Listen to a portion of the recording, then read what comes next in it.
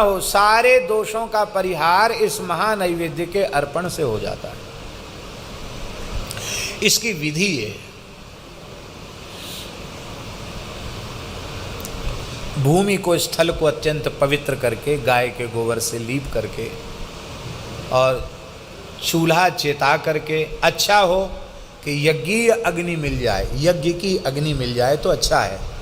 उस अग्नि से ही चूल्हे को चैतन्य करें और फिर संपूर्ण रसोई भगवान की तुलसी की सूखी लकड़ी से ही बनावे।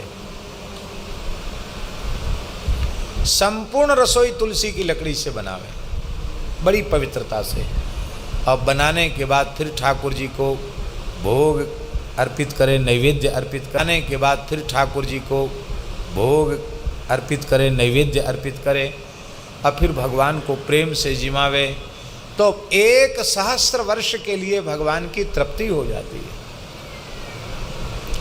नई नई पौध लगाई थी, तो हमने वहाँ पूछा कि तुलसी का उपयोग क्या है। अरे बोले इनको नदी में विसर्जन कर देंगे, तो मतलब किसी के काम की तो नहीं है। बोले किसी काम की नहीं।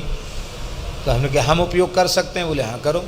तो यज्ञ में नित्य आहुति में तुलसी का, हवन में बहुत महत्व है तुलसी का, वो तो है ही है। तो हमने कहा कि अच्छा अवसर है, यहाँ बनाना चाहिए। तो मिट्टी का सुंदर कोरा मटका मंगा करके और सुंदर देसी गाय का दूध मंगाया गया और तुलसी की लकड़ी से ही खीर तैयार हुई। श्री राम जय राम जय जय राम। और ये हमारे साथ जितने लोग हैं सबको कहा गया कि महामंत्र का उच्चारण करते हुए चावल बीनना है। महामंत्र एक पूरा हो जाए 16 नाम, तब एक चावल रखना है। अब सब चावल बीनने में लग गए और बस हरिनाम, बीच में किसी को कुछ बोलना नहीं है। हरिनाम लेते हुए खीर बनी, ठाकुर जी को भोग लगा और भोग लगने के बाद जो पाया, क्या कहें, गिरा अनयन नयन बिनवानी। अब हम बोल ही नहीं सकते हैं, अनिर्वचनीय दिव्य स्वाद। ऐसा लगा कि ठाकुर जी के अधर सुधारस का स्वाद उसमें है। और हमने तो पूरा कटोरा भर के खीर ही लिया और कुछ दूसरी चीज़ ली नहीं। ऐसा नशा छा गया भगवत कृपा का, भगवत प्रेम का, क्या कहना।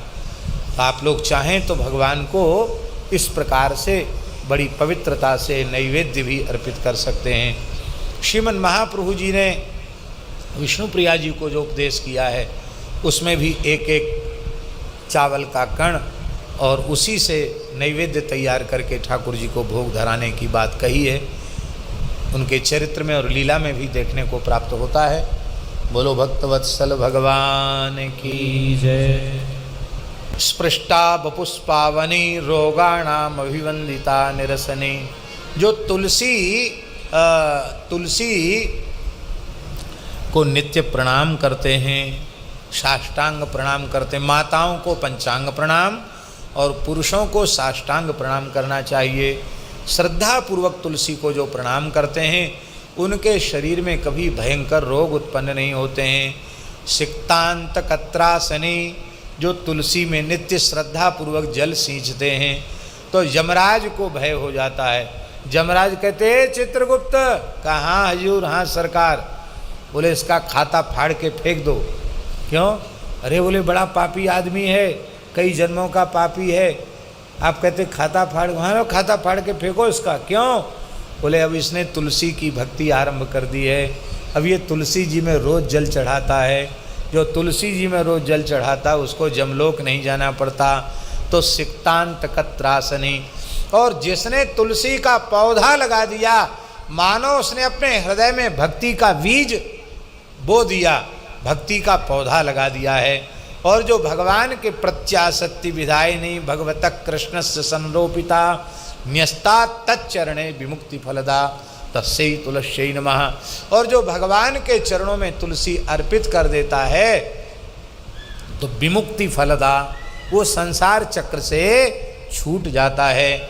ऐसी तुलसी महारानी की जय हो।